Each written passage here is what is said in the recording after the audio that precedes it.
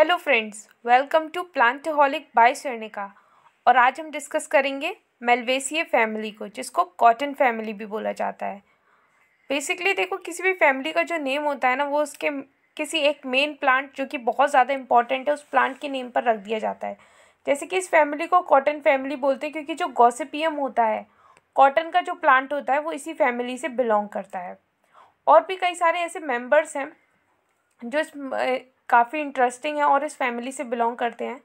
जैसे कि जो चॉकलेट का प्लांट होता है, द कैकोआ प्लांट, जो चॉकलेट का प्लांट होता है, वो भी इसी फैमिली से बिलोंग करता है।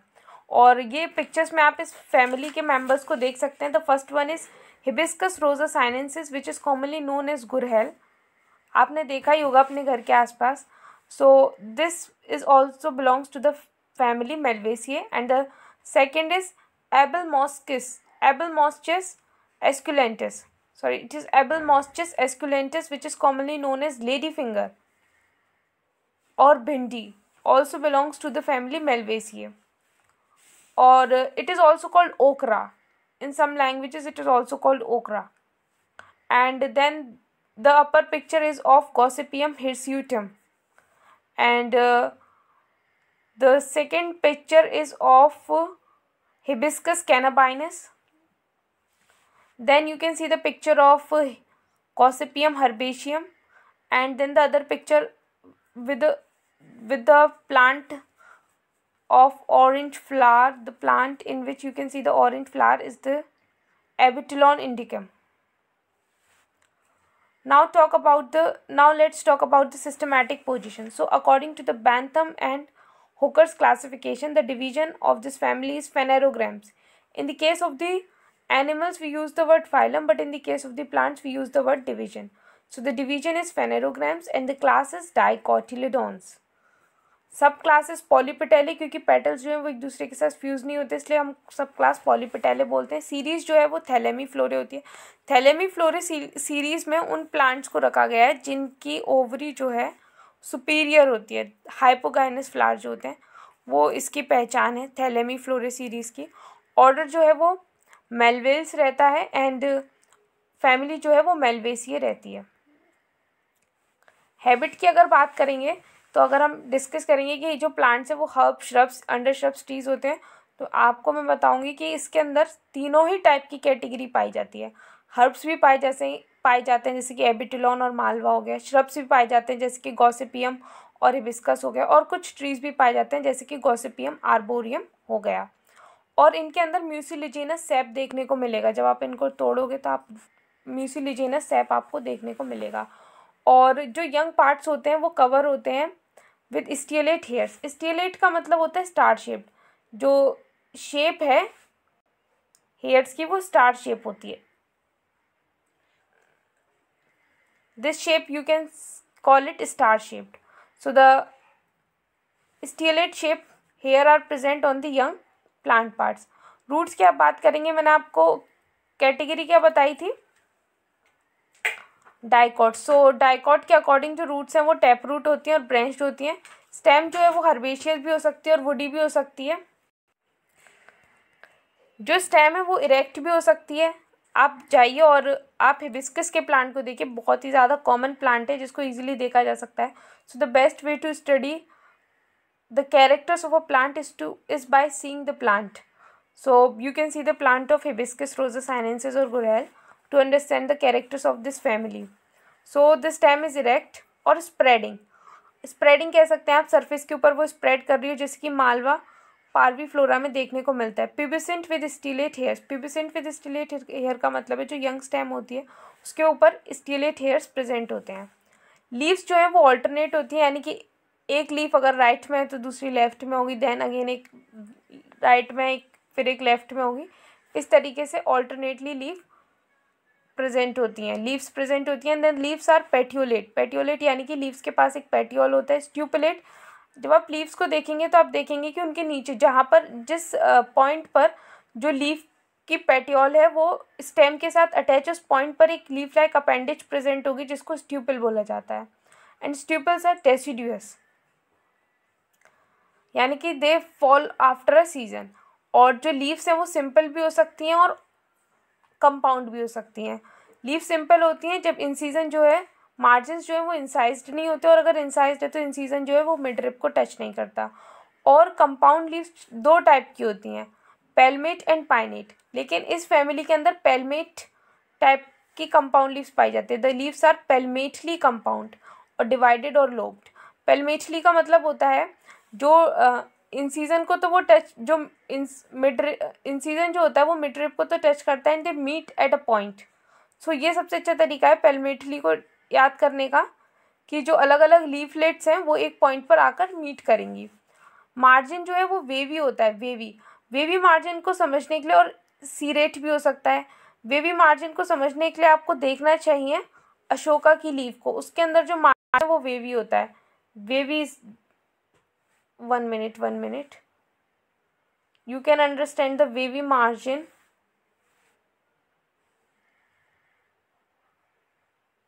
like this margin is wavy, this is wavy margin। And serrate का मतलब होता है जो मार्जिन है वो उस पर टीथ लाइक प्रेजेंट होगा। ये जो मार्जिन है ये टीथ लाइक होगा। ये आप हिबिस्कस की लीफ में अच्छी तरीके से देख सकते हैं कि जो मार्जिन है वो टीथेड होगा। And then apex is acute. Acute का मतलब क्या होता है, एपेक्स जो है वो पॉइंटेड होती है इसलिए इसको एक्यूट बोला जाता है। मल्टीकॉस्टेट रेटिकुलेट वेनेशन, तो डाइकॉट फैमिली तो रेटिकुलेट वेनेशन तो हो गए। मल्टीकॉस्टेट का मतलब होता है कि जो मिड रिब्स हैं वो एक से ज़्यादा होती हैं, सो इसको मल्टीकॉस्टेट बोला जाता है। इनफ्लोरेसेंस यानी कि फ्लावर का अरेंजमेंट कैसा होता है, तो फ्लावर्स जो है वो सॉलिटरी एक्सिलरी भी हो सकते हैं और सॉलिटरी टर्मिनल भी हो सकते हैं। सॉलिटरी एक्सिलरी एक ऐसी कंडीशन होती है, सबसे पहले सॉलिटरी का मतलब है कि जो फ्लावर है वो एक अकेला ग्रो कर रहा होगा, वो बंचेज में नहीं होगा, एक अकेला फ्लावर जो है वो ग्रो कर रहा होगा। और एक्सिलरी का मतलब वो एक्सिल से निकल रहा होगा, जैसे कि हिबिस्कस और यूरेना में देखने को मिलता है। और सॉलिटरी टर्मिनल का मतलब है जो फ्लावर है वो एपेक्स पे प्रेजेंट होगा, सबसे ऊपर प्रेजेंट होगा और अकेले प्रेजेंट है, इसलिए उसको सॉलिटरी टर्मिनल बोलते हैं। Then there is a raceme. Raceme का मतलब क्या होता है, रेसीम का मतलब होता है जब एक स्टॉक पर कई सारी ब्रांचेस निकल रही होती हैं, उन ब्रांचेस पे फ्लावर्स प्रेजेंट होते हैं in acropetal succession, this type of inflorescence is called raceme. Panicle, panicle का मतलब क्या होता है, पैनिकल एक काफ़ी ज़्यादा ब्रेंच्ड, जो इनफ्लोरेसेंस काफ़ी ज़्यादा ब्रेंच्ड होती है उसे पैनिकल कहा जाता है। फ्लावर जो है, अब फ्लावर को डिस्कस करते हैं, तो फ्लावर जो है वो पेडिसिलेट होता है, यानी कि फ्लावर के पास भी एक अपनी पेडिसिल होती है, एक स्टॉक होती है। ब्रैक्टिएट, यानी कि ब्रैक्टिएट का मतलब क्या होता है कि जब आप फ्लावर को देखेंगे तो जहाँ पर जो फ्लावर की स्टॉक है वो जहाँ पर अटैच होगी प्लांट के साथ, स्टेम के साथ जहाँ पर अटैच होगी वहाँ पर एक लीफ लाइक अपेंडेज प्रेजेंट होगी जिसको ब्रैक्ट बोलते हैं। And the flower which have bract, जिस फ्लावर के पास ब्रैक्ट होती है उस फ्लावर को ब्रैक्टिएट बोला जाता है। जैसे कि अगर मैं आपको दिखाऊं, ये मैंने एक फ्लावर ड्रॉ किया है, यहाँ पर ये जो इस फ्लावर की स्टॉक है इसके जस्ट नीचे ब्रैक्ट्स प्रेजेंट होते हैं, और जो फ्लावर का जो कैलिक्स होता है उसके नीचे भी कुछ लीफ लाइक अपेंडेज प्रेजेंट होती हैं इस फैमिली के अंदर, जिनको ब्रैक्टियोल्स बोला जाता है। यानी कि आप कह सकते हैं सेकेंडरी डिग्री के जो ब्रैक्ट्स होते हैं उनको ब्रैक्टियोल्स बोला जाता है। तो इसके अंदर, इस फैमिली के अंदर ब्रैक्टियोल्स प्रेजेंट होते हैं in the form of epicalyx, epicalyx की फॉर्म में, यानी कि जो ब्रैक्टियोल्स हैं उनका पूरा का पूरा एक वर्ल प्रेजेंट होता है, और जो ब्रैक्टियोल्स का वर्ल होता है उसी को एपिकैलिक्स बोला जाता है। हर्माफ्रोडाइट, हर्माफ्रोडाइट यानी कि बाइसेक्सुअल फ्लावर्स होते हैं और रेयरली यूनिसेक्सुअल होते हैं, कंप्लीट होते हैं यानी कि फ्लावर के अंदर चारों वर्ल्स प्रेजेंट होते हैं। एक्टिनोमॉर्फिक यानी कि रेडियल सिमेट्री पाई जाती है। पेंटामेरस यानी कि फ्लावर के जो पार्ट्स हैं वो 5 और 5 के मल्टीपल्स में होते हैं। Hypogynous condition, the flower is hypogynous, इसका मतलब जो सारे के सारे प्लांट पार्ट्स हैं वो ओवरी के नीचे अटैच होते हैं। एपिकैलिक्स, एपिकैलिक्स मैंने अभी आपको बताया ब्रैक्टियोल्स का, not bracts, it is the whorl of bracteoles, bracteoles का वर्ल होता है जो कि 3 हो सकता है गॉसिपियम में, 7 to 9 हो सकता है एल्थेइयम में, और टोटली एब्सेंट भी होता है एबिटिलॉन में। कैलिक्स के अंदर अगर जाएंगे आप तो कैलिक्स के अंदर जो सेपल्स हैं वो 5 होती हैं, कॉनेट एट दी बेस, यानी कि बेस पर वो एक दूसरे से जुड़ी भी हो सकती हैं। Persistent, the calyx is persistent, persistent का मतलब होता है जब फ्लावर मुरझा जाता है, जब फ्लावर विल्टेड हो जाता है उसके बाद भी जो कैलिक्स है वो परसिस्ट करता है, उस फ्लावर के अंदर रह जाता है, तो उसको कैलिक्स, परसिस्टेंट कैलिक्स कहते हैं। समटाइम्स फॉर्मिंग अ ट्यूब, और कभी कभी जो कैलिक्स है वो क्योंकि वो बेस पर जुड़ा हुआ है तो वो एक ट्यूब भी बना लेता है। और वेलवेट एस्टिवेशन होती है। वेलवेट एस्टिवेशन का मतलब होता है जो सेपल्स होंगी वो एक दूसरे को टच तो करेंगी बट ओवरलैप नहीं करेंगी। जैसे कि अगर मैं आपको ड्रॉ कर कर बताऊं,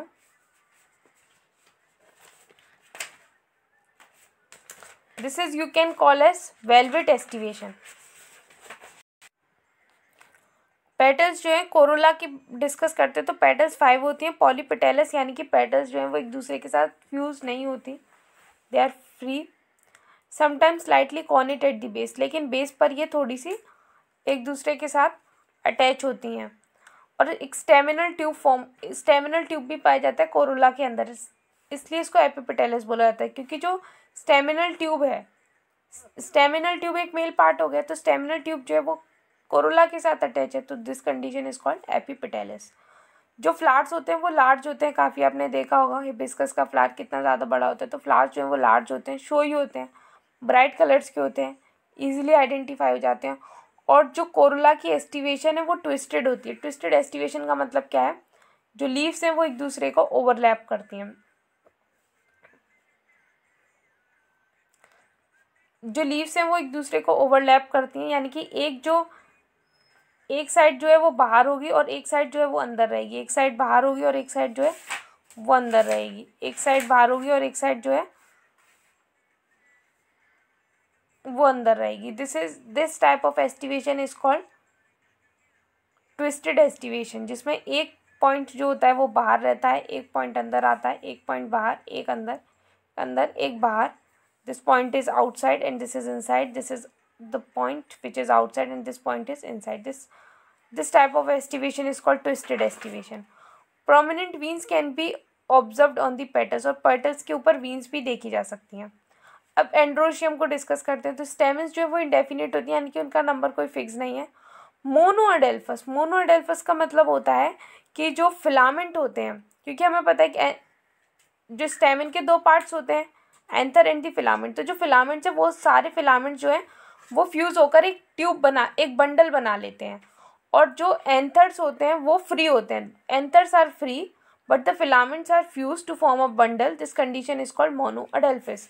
तो एक स्टेमिनल ट्यूब वो बना लेते हैं। एपिपेटलस होते हैं, यानी कि जो ये एंड्रोशियम होता है, जो स्टेमिनल ट्यूब होता है, ये अटैच होता है आपका कोरोला से, सो this condition is called epipetalous. Anthers जो है वो मोनोथीकस होते हैं, यानी कि एक ही थीका प्रेजेंट होता है एंथर के अंदर, और जब थीका एक है तो पॉलन सेक्स कितने होंगे, 2। रेनिफॉर्म, जो एंड्रोशियम है वो रेनिफॉर्म होता है, यानी कि किडनी शेप्ड होता है। बेसिफिक्स्ड, यानी कि बेस से अटैच होता है। जो फिलामेंट है वो एंथर के बेस से अटैच होगी, so this condition is called basifixed. और एंड्रोशियम के अंदर एक कंडीशन और पाई जाती है, इंट्रोस, यानी कि जब एंथर बस्ट होगा तो वो किसको फेस करेगा, वो फेस करेगा आपका ओवरी को फेस करेगा, तो गाइनोशियम को फेस करेगा, this condition is called intros. Gynoecium को डिस्कस करते हैं। तो मल्टी कार्पेल, यानी कि कई सारे कार्पल्स पाए जाते हैं, लेकिन यूजुअली 5 पाए जाते हैं हिबिस्कस में, 10 पाए जाते हैं एल्थेइया में, और इनडेफिनिट पाए जाते हैं एबिटिलॉन में, और 3 पाए जाते हैं काइडिया में। सिनकार्पस, यानी कि एक दूसरे के साथ फ्यूज होते हैं कार्पल्स। ओवरी जो है वो सुपीरियर होती है।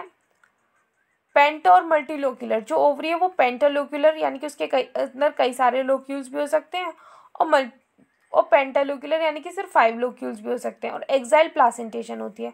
एक्साइल प्लासेंटेशन का मतलब क्या है, जो ओव्यूल्स हैं वो एक्सिल पर प्रेजेंट होंगे। 1 minute, if I have to show you the axile placentation I can show you in this way. Suppose this is the axile, and इसी एक्सिल पर जो ओव्यूल्स हैं वो इसी एक्सिल के अलोंग अटैच होंगे, और ये आपके बन गए आपके locules. So this type of placentation, when the ovules are attached on the central axil, this type of placentation is called axial placentation. और ओव्यूल्स जो हैं वो एक से लेकर कई सारे हो सकते हैं हर एक लोक्यूलस के अंदर। स्टाइल एक ही होता है। अब देखिएगा उसके स्टेमिनल ट्यूब को, स्टाइल एक ही मिलेगा, और वो पास किससे हो रहा होगा, वो स्टेमिनल ट्यूब से ही पास हो रहा होगा, स्टेमिनल ट्यूब के अंदर से ही पास हो रहा होगा। तो स्टाइल जो है वो 1 होता है, लॉन्ग होता है, passing through the staminal tube, staminal tube से ही पास हो रहा होता है। स्टिग्मा जो है वो उतने ही होंगे, स्टिग्मा का नंबर उतना ही होगा जितना कार्पेल्स का है।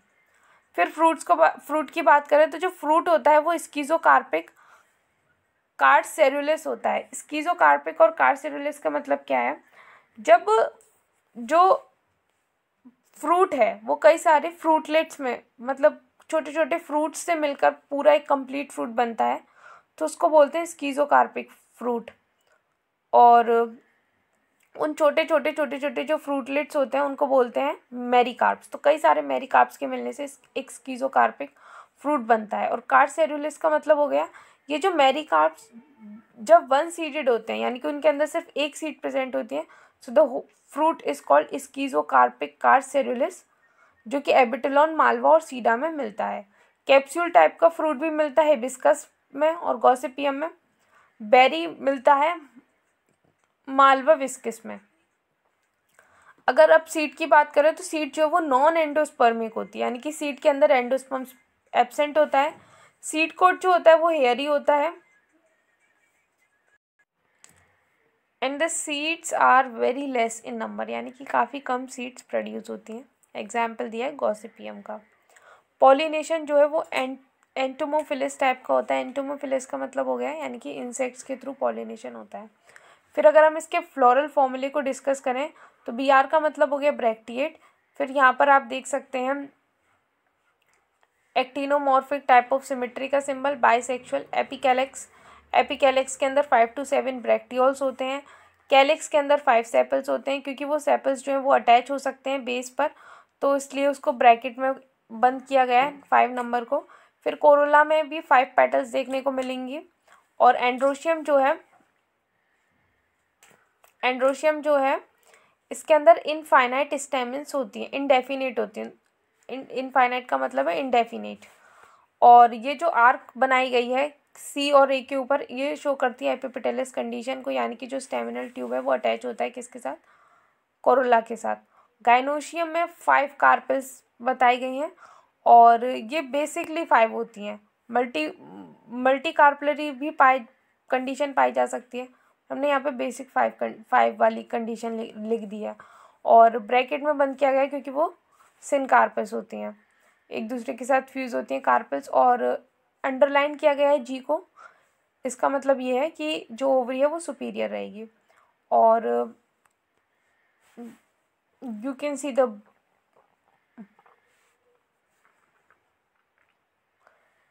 see this is the bract and this is the apicalyx. This is the whorl of apicalyx which is formed by the bracteoles, and in the middle you can see the axile placentation.